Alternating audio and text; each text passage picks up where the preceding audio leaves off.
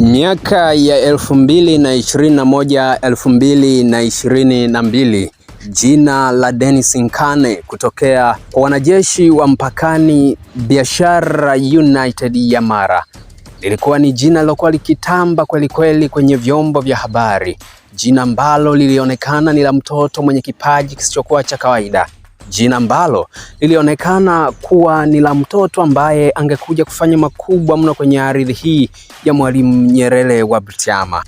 Lakini baada ya mwaka 2022 Dennis Nkane kujiunga na Young Africans, mambo yamekuwa tofauti, na kwa miaka kadhaa sasa kijana hapati namba, hachezi, haanzi katika klabu ya Young Africans.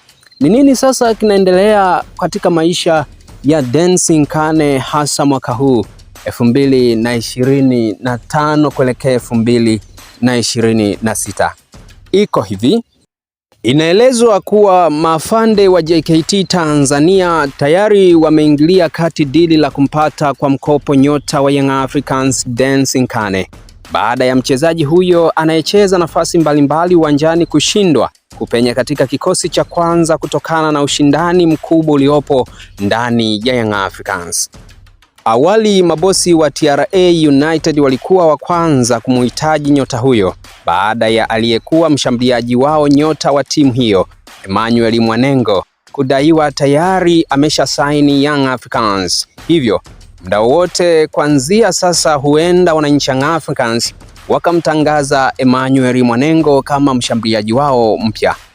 Hata hivyo, baada ya kiongozi mmoja kudai wanamhitaji Nkane, ila uhamisho huo utategemea na pendekezo la kocha Mrundi Etienne Ndairagije. Ghafla mabosi wa JKT Tanzania wameingilia kati, na sasa nyota huyo anawaniwa na timu hizo mbili zinazomtaka. Nkane anayeweza kucheza beki wa kulia, winga na kiungo mshambuliaji alijiunga na wananchi Young Africans katika dirisha dogo la Januari mwaka 2022 akitokea Biashara United kwa wanajeshi hawa wa mpakani, ambapo kwa sasa Nkane hana nafasi ndani ya kikosi cha Young Africans, na wananchi Young Africans wameona ni vyema kumwacha kijana aondoke akajifue, asija kaua kipaji chake kwa kukaa benchi katika mitaa ya Jangwani.